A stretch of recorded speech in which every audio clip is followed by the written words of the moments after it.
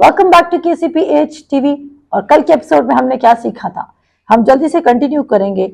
और अगर आपने मेरी पिछली 3 एपिसोड्स नहीं देखी तो जाकर देखी, क्योंकि वो आपके अंदर ओबीडियंस का हौसला पैदा करेंगे। और जैसे कि मेरे दिल में एक हौसला पैदा हुआ, अंडरस्टैंडिंग की जरूरत नहीं है, जंप इनटू द थिंग जिसमें खुदा आपको जाने को कह रहा है। बट मेक श्योर आप खुदा को ही सुन रहे हैं। ऐसा ना आप अपने दिल की बातों को सुन रहे हैं, आप अपने दिल के अंदेशों को सुन रहे हैं और उसके बाद आप कहें कि मैं खुदा को सुन रहा हूँ। जो वर्स है ना, ये बहुत ज्यादा मैनिपुलेट की जाती है चर्च कल्चर में, और मतलब कि आम जिंदगियों में भी। जब यहाँ पर लिखा हुआ है ज़बूर 37 उसकी 4 आयत कहती है कि तो खुदावन में मसरूर है और वो तेरे दिल की मुरादों को पूरा करेगा। और जब हम उस वर्स को पढ़ते हैं तो हम समझते हैं हम कोई भी मुराद रख सकते हैं खुदा के सामने और खुदा उसको पूरा करेगा। नो, मैं इस वर्स को इसलिए थोड़ा सा टच कर रही हूँ ताकि आप ये बात याद रखिए कि आपने पहले जब खुदा कुछ करने को कह रहे तो सबसे पहले क्या काम करना है आपने, सबसे पहले आपने ये मेक श्योर करना है कि आप इनफ खुदावन में मसरूर रहे हैं, आपने खुदा के साथ टाइम स्पेंड किया है। जब आपने खुदा के साथ टाइम स्पेंड किया उसके बाद आपको खुदा कुछ कहने को कह रहे हैं, और जरूरी नहीं खुदा ने बड़ी कोई ऑडिबल वॉइस में आपसे बादल गरजेंगे, आसमान से बिजली आएगी एंड देन जो आप आसमान पर लिखा हुआ पढ़ेंगे आप वो करेंगे। एक स्टिल स्मॉल वॉइस है। आप इसका पता लगा सकते हैं कि जब एलिया को खुदा पहाड़ी में मिलता है तो वहां पे लिखा है कि ना वो बादल में था, ना वो तूफान में था, ना वो आंधी में था, ना वो आग में उसकी आवाज थी, बल्कि उसकी आवाज कैसी थी, स्टिल स्मॉल वॉइस। आपके अंदर से एक वॉइस पॉप करेगी, या फिर जब आप कलाम पढ़ें वो वॉइस आपको वहां से मिलेगी। आपको लगता है कि खुदा आपसे स्पीक कर रहा है। आपका दिल, आपको पता है हमारा जो दिल है जब हम खुदा की आवाज को सुनते हैं तो वो उसके साथ मिक्स होकर गवाही देता है। अब आप क्या करेंगे, खुदा की वॉइस को सुनने के बाद पैसिव होकर बैठ जाएंगे? नो, टेक द डिसीजन कि आप खुदा की बात पर अमल करेंगे। अंडरस्टैंडिंग है या नहीं है, खुदा ने आपसे स्पीक किया। और यूजुअली क्या होता है कि जब खुदा हमसे स्पीक करता है तो हम लोगों के पास चले जाते हैं और हम उनसे डिस्कस करने लग जाते हैं कि खुदा ने हमसे ये बात स्पीक की। और अगर हमारी जो पब्लिक है वो ऐसी पब्लिक है जिनके अंदर खुद बेतकादी कूट कूट के भरी हुई है, या वो खुद खुदा के प्लान को अपनी जिंदगी में फॉलो नहीं करे, तो वो हमें क्या कहेंगे, वो हमें कहेंगे कि देख लो खुदा ने कहा भी है या नहीं कहा, इसके बजट कैसे होगा, इसका ये कैसे होगा, इसका वैसा कैसे होगा। और हम उनकी बातों में आके अपने अंदर बेतकादी पैदा कर लेते हैं। मरियम किसी के पास नहीं जा रही, मरियम किसी के पास देखिए, अच्छा please help me Alisha, please help me Joseph, please help me, या कोई और आके मेरी मदद करे। सो वो क्या कर रही है, वो सिंपली कह रही है मेरे लिए तेरे कॉल के मुआफिक, और उसके बाद वो कंफ्यूज्ड नहीं है। अब आप कहेंगे उसने तो डायरेक्ट फरिश्ता देखा था। आपको पता है फरिश्ते के मैसेज से भी ज्यादा पावरफुल मैसेज इस वक्त आपके हाथ में रिटन वर्ड ऑफ गॉड, क्योंकि आप रिटन वर्ड ऑफ गॉड को 10 दफा भी खोलकर देखेंगे तो वो वर्ड्स वहीं पर लिखी होगी और आप उसका यकीन कर सकते हैं और उसको फॉलो कर सकते हैं। क्या आपको मेरी बात समझ आ रही है? तो ओबीडियंस के लिए अंडरस्टैंडिंग की तरफ जाना है नहीं, क्योंकि अंडरस्टैंडिंग क्या करेगी, आपको डिले की तरफ ले जाएगी। आपका फेथ जो है वो अंडरस्टैंडिंग को प्रोड्यूस करेगा। आप क्या देखना, वो कहता है वर्ड ऑफ गॉड कैसा है, line upon line, precept upon precept, here little and there little. आपके डॉट्स खुद ब खुद कनेक्ट होने लग जाएंगे। और जब अगर खुदा ने एलिया को बोला जा सारपत की बेवा के पास जा, अब ये बड़ा यूनिक काम खुदा ने करने को कह दिया। बेवा से काल के दिनों में मांगना एक यूनिक काम था, क्योंकि बेवा, हाउ कम एक बेवा जरूरत को पूरा कर सकती है। एलिया ने पूछा बेवा कैसे करेगी, अरे श्योर खुदा ये एक बेवा ही है। और इवन बेवा उसको कंफ्यूज करने की कोशिश भी करती है। जब वो बेवा के पास जाता है तो बेवा से कहती है कि मेरे पास नहीं है, हमारे पास एक पेड़ा आटा है, वो मैंने खाना है और मेरे बेटे ने खाना है और उसके बाद हमने मर जाना है। यानी कि नेक्स्ट डे का फूड नहीं है, और इवन जो आज का फूड है वो भी इनफ नहीं है। पर उसकी ये स्टेटमेंट सुन के एलिया कंफ्यूज हुआ नहीं। और इसे कहते हैं राइट काइंड ऑफ ओबीडियंस। और ये एक पसंदीदा, ये फर्माबरदारी अच्छी है। और इस फर्माबरदारी से क्या हुआ, इस फर्माबरदारी से ये हुआ कि वो और उसका घराना, यानी कि बेवा और उसका घराना बहुत दिन तक खाते रहे। एलियन ने कहा नो, पहले जाओ मेरे लिए बना के ला, और फिर तू और तेरा घराना प्रॉमिस के मुताबिक खाते रहोगे। खुदा ने अनयूजुअल काम करने को कहा था। अगर खुदा आपको कोई अनयूजुअल काम करने को कह रहा है, और आप सुपरनैचुरल में कैसे एंटर होंगे? अगर सारी चीजें दुनियावी लिहाज से मैच या मीटअप कर सकती थी, तो फिर उसमें खुदा कहाँ है?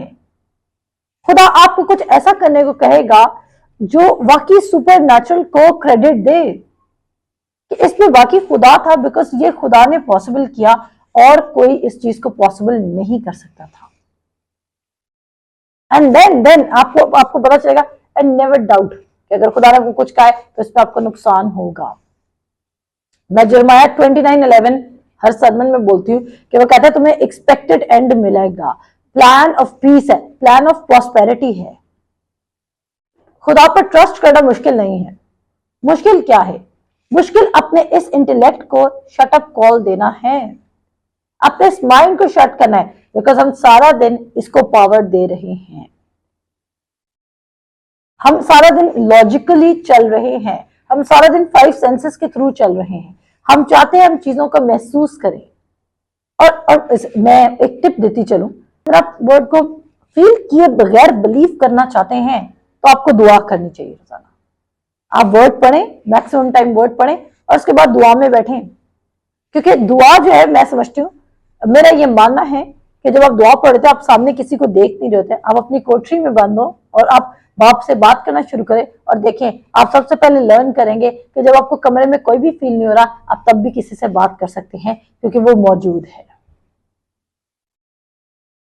एट टाइम्स वर्ड फील नहीं हो रहा था, एट टाइम्स हमें लग रहा था कि अच्छा हम खुदा को नहीं सुन रहे। अगर आपको आज लग रहा है आप वर्ड भी पढ़ रहे हैं, आप मेडिटेट भी कर रहे हैं, आप टंग्स में प्रेयर भी कर रहे हैं, आप सब काम करें जो बिब्लिकली ऑब्जेक्टिव विल का हिस्सा है, और फिर भी आपको कोई ऑडिबल आवाज सुनाई नहीं दे रही है, आपको कोई ऐसा लग नहीं रहा कि खुदा आपको कुछ नया करने को कह रहे हैं, तो मेरे अजीजों का मतलब है ऑलरेडी खुदा की विल में है। आप वो काम कर रहे हैं जो खुदा इस सीजन में आपसे करवाना चाहता है। खुदा की ओबीडियंस में चलना मुश्किल नहीं है, लेकिन हम खुदा की ओबीडियंस के साथ अंडरस्टैंडिंग मांग रहे हैं। और जब हमें अंडरस्टैंडिंग नहीं मिल रही तो हम समझते हैं कि जब तक हमें समझ ही नहीं आ रही तो हम ये करेंगे कैसे, और ये नाफरमानी है। क्योंकि जरूरी नहीं कि खुदा के प्लान हर एक चीज आपको समझ आए, क्योंकि खुदा किस तरह काम करता है। जेनेसिस चैप्टर 1 वर्स 2, खुदा कैसे काम करता है? और रोशनी नहीं है, और उसने कहा कि रोशनी हो जा, और रोशनी हो गई।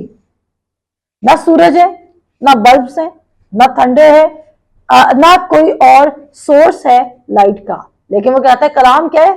जो खुदावंद है वो खुद क्या है? वो खुद लाइट है, और उसने कहा रोशनी हो जा।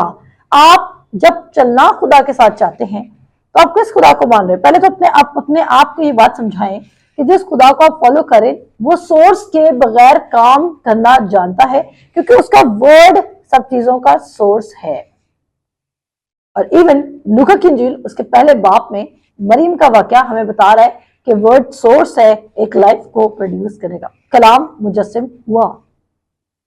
जब भी मैं यूहन्ना के इंजील में पढ़ती ना, और कलाम मुजस्सिम हुआ, मैं इस बात को बड़ा खूबसूरती से अंडरस्टैंड करती हूँ कि कलाम मुजस्सिम हुआ, इट डजंट मीन कि सिर्फ खुदा यीशु से मुजस्सिम हुआ। इट मीन्स कि खुदा के कलाम में जो कुछ खुदा का कलाम, यानी कि खुदा के कलाम में पेज 1 से लेके लास्ट पेज तक जो कलाम है वो मुजस्सिम हो सकता है। अंडरस्टैंडिंग की जरूरत नहीं है। ऐसे बहुत बेशुमार वाकयात हैं, 5 रोटियां और 2 मछलियां। खुदा ने बोला बिठाओ इनको, और कलाम रिकॉर्ड करता है कि मर्दों की तादाद 5000 थे और औरतों और बच्चों की तादाद काउंट नहीं की गई। अगर रफ एस्टिमेशन भी ले लें तो तकरीबन 20,000 लोग वहां पर मौजूद थे। लेकिन एक लड़के के पास, 13-12 साल का लड़का मेरे ख्याल से, उसके पास 5 रोटियां और 2 मछलियां हैं, और खुदा यीशु कहते हैं मेरे पास लेकर, और खुदा यीशु मसीह उसको थैंक यू जीसस करते हैं और बरकत देके उनको डिस्ट्रीब्यूट करना शुरू करते हैं। और जब डिस्ट्रीब्यूट कर, आप समझ रहे हैं क्या? आपको लगता है कि शागिर्दों के दिल में आ रहा होगा हमें अंडरस्टैंडिंग दे, 5 रोटियां 2 मछलियां और इतनी बड़ी तादाद, और तूने कहा कि इनको दस्तों में बिठा दे, और ये कैसे पॉसिबल होगा? आप खुदा के साथ अंडरस्टैंडिंग अंडरस्टैंडिंग अंडरस्टैंडिंग मांगेंगे तो फिर आप ट्रबल में आएंगे। खुदा के साथ अंडरस्टैंडिंग की जरूरत नहीं है, खुदा के साथ यस सर के एटीट्यूड की जरूरत है और आप बेनिफिट रिसीव करेंगे। और बेनिफिट क्या है? कसरत की बरकत, पीस, प्रॉस्पेरिटी, अबंडेंस। खुदा अबंडेंस का खुदा है। सबसे अमेजिंग बात है, खुदा अबंडेंस का खुदा है। और अगर खुदा आपको कुछ करने को कह रहा है, वो आपकी रखवाली भी करना चाहता है, वो आपकी चट्टान भी है, आपको सप्लाई भी देना चाहता है, वो सब कुछ करना चाहता है। वो किसी का मोहताज नहीं है अपने प्लान को फुलफिल करने के लिए। तो हम देख रहे हैं मरियम ने अंडरस्टैंडिंग के बगैर यस सर कह दिया और आज हमें भी ये एटीट्यूड को फॉलो करना है। और आपकी अंडरस्टैंडिंग, अगर आप चाहते हैं वर्ड में अंडरस्टैंडिंग को रिसीव करें खुदा के प्लान में, तो वर्ड में टाइम गुजारें, क्योंकि जिस कदर ज्यादा आपका ईमान बढ़ेगा उस कदर आपकी अंडरस्टैंडिंग बढ़ेगी। और अंडरस्टैंडिंग किसकी बढ़ेगी? खुदा के प्लान की नहीं। अंडरस्टैंडिंग इस बात की बढ़ेगी कि जब उसने कह दिया कि मैं तेरे साथ हूं, मैं तुझसे हरगिज दस्तबरदार नहीं होऊंगा, मैं तेरे साथ हूं, मैं तुझे छोड़ूंगा नहीं, मैं तेरे साथ हूं क्योंकि मैं तेरे लिए बेटर प्लान रखता हूं, मैं तेरे साथ हूं। इस चीज के खुदा के वर्किंग स्टाइल की अंडरस्टैंडिंग बढ़ेगी। अब तो खुदा आपको कुछ भी करने को कह रहा है, आप बिला झिझक खुदा के काम को करने के लिए रेडी हो जाएंगे।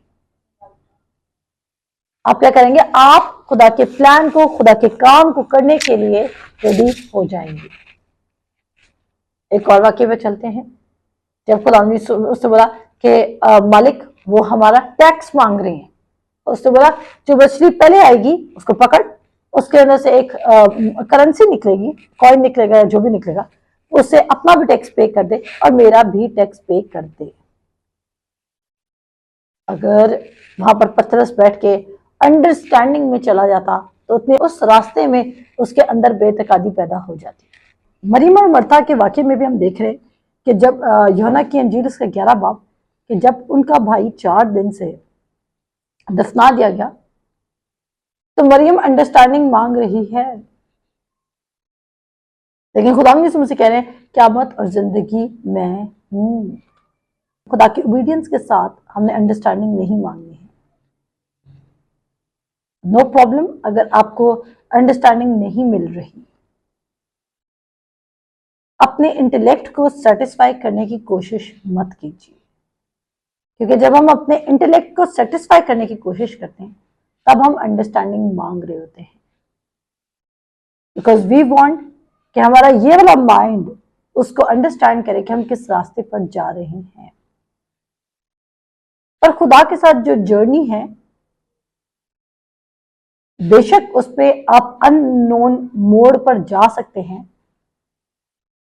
पर अगर आपको खुदा के कैरेक्टर की अंडरस्टैंडिंग है तो फिर चाहे कोई भी मोड़ हो, आपको पता होगा कि उसने आपको तबाह नहीं करना है और जो वो आपको करने को कह रहा है वो आपके बेनिफिट में जाएगा।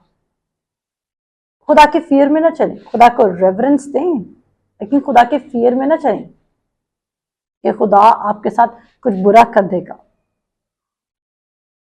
आप इस वक्त अंडरस्टैंडिंग के जिस भी लेवल पर है, जिस भी फेज पर है, ये मत सोचें कि उस शख्स को खुदा इसलिए क्लियरली स्पीक कर रहा है क्योंकि वो खुदा के साथ ताल्लुकात में काफी अरसे से है या उसको खुदा की बहुत ज्यादा अंडरस्टैंडिंग है। अगर आपने, जब आप बॉर्न अगेन होते हैं तो आपको बहुत सारी चीजों की अंडरस्टैंडिंग नहीं होती, एंड थैंक गॉड उसने ये कहा है कि जब हम सल्वेशन रिसीव करते हैं, वो कहता है ईमान दिल से लाया जाता है और इकरार मुंह से किया जाता है, और उसमें वो अंडरस्टैंडिंग का वर्ड यूज नहीं कर रहा, क्योंकि अगर हम सल्वेशन से पहले उस चीज को अंडरस्टैंड करने की कोशिश करते कि किस तरह हमारे सारे गुनाह माफ हो चुके हैं, तो मे बी कोई भी बाय फेथ उस नजात को रिसीव ना कर पाता। सो जो नजात है वो थ्रू फेथ है, और जिस तरह आपने नजात के लिए स्टेप ऑफ फेथ उठाया कि आप थ्रू फेथ उसको रिसीव कर लेंगे, इसी तरह आपने ओबीडियंस पे चलना है कि आप थ्रू फेथ जो खुदा आपको करने को कह रहे हैं आप कर देंगे। और उसके बाद with the passage of time, जिसके ज्यादा आपको खुदा के कैरेक्टर की क्लैरिटी होगी, उसका ज्यादा आप कॉन्फिडेंटली उसकी ओबीडियंस में चलते जाएंगे। आपको अंडरस्टैंडिंग, किस चीज की अंडरस्टैंडिंग की जरूरत है?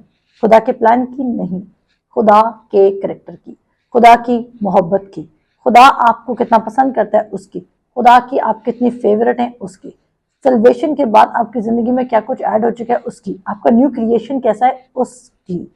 आमीन। सब मिलते हैं आपसे नेक्स्ट एपिसोड में। खुदा हाफिज़।